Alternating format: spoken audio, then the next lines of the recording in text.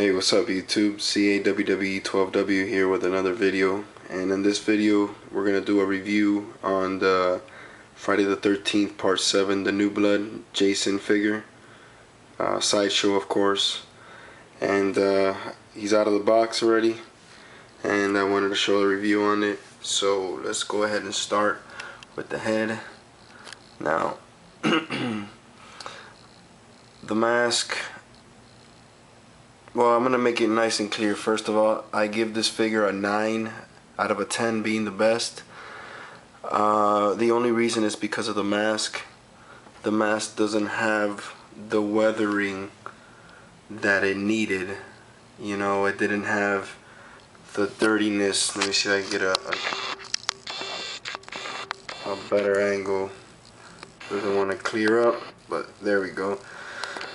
The mask doesn't have the type of weathering like it had in the movie, and I was actually trying to compare right now to the one in the movie, and we know that this right here, that little red thing that's on the hockey mask, we know that in the film it's not red. It's like a dark red. It looks almost black.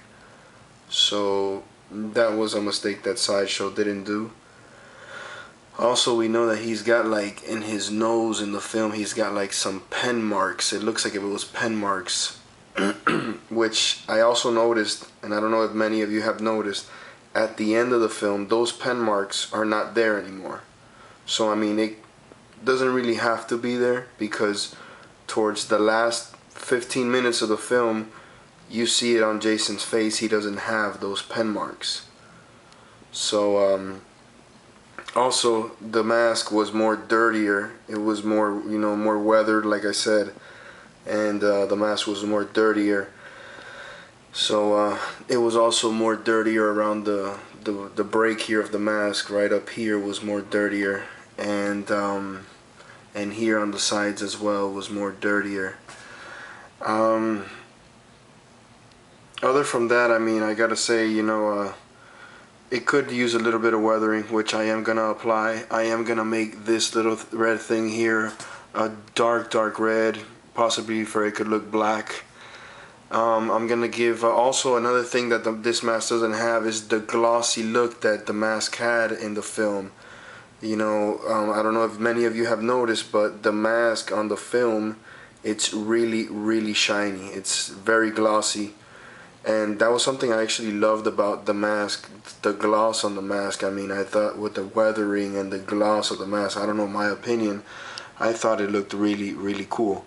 So, you know, it doesn't have that gloss. So pretty much, basically, I'm gonna go ahead and say what I plan to do on the mask. I just gotta go ahead and buy some materials once I get some more money. I'll probably do it this weekend. And I want to go ahead and buy some gloss so I can make the mask glossy. Also gonna go ahead, I got some paint. I'm gonna go ahead and probably after this review get this black, dark red, almost black. Weather up also up here and around here, make it like a dark, you know, like kind of blackish, make it, you know, look weathered. And I'm not sure if I'm gonna go ahead and put the pen marks on the nose and then right here in this section here. I'm not sure about that.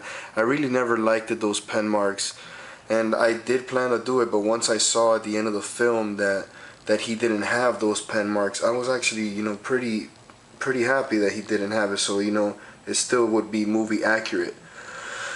Also, the right here on this section here of his head, in the film, it was also very glossy, very shiny. Kind of had like a wet look, I guess. So I'm also gonna go ahead and add some gloss to this section here. Gloss to the cut. Also, as you see, he does have the cut that Tommy Jarvis gave him in Friday the 13th Part 4, the final Friday. And because he did have that, it did shine.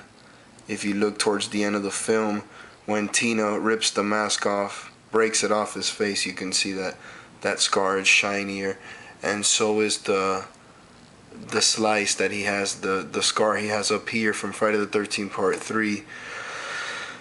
And yeah, I'm gonna go ahead and add gloss to the head as well. I didn't like too much the straps either on the mask because they look very sensitive. They look like if you don't be careful when you take the mask off and on, you know, they could rip really easily.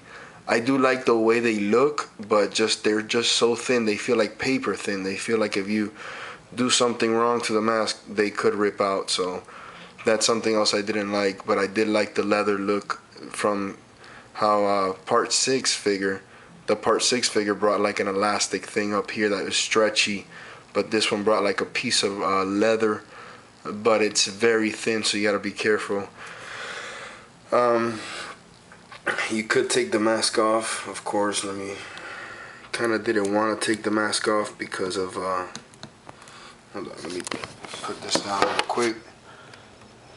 Didn't want to take the mask off, guys, like I said, because of the little things on there, but I'll go ahead and take it off just to show you this.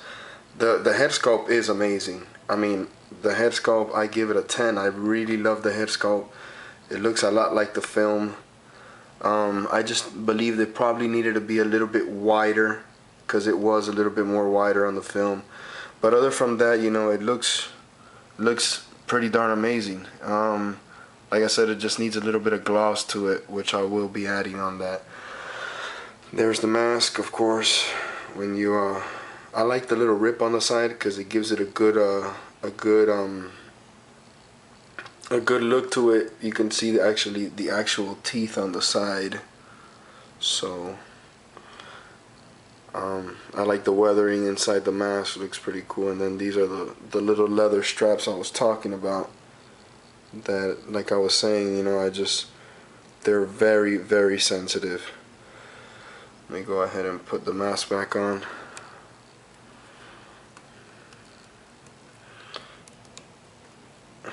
Give me a second, guys. You gotta be very careful when you put it on, because if not, it could, I guess, ruin the straps. Or, like I said, they feel so thin, they feel like paper thin. So that's kind of why I didn't want to go ahead and take off the mask out of the figure. But voila, it's back on. Anyways,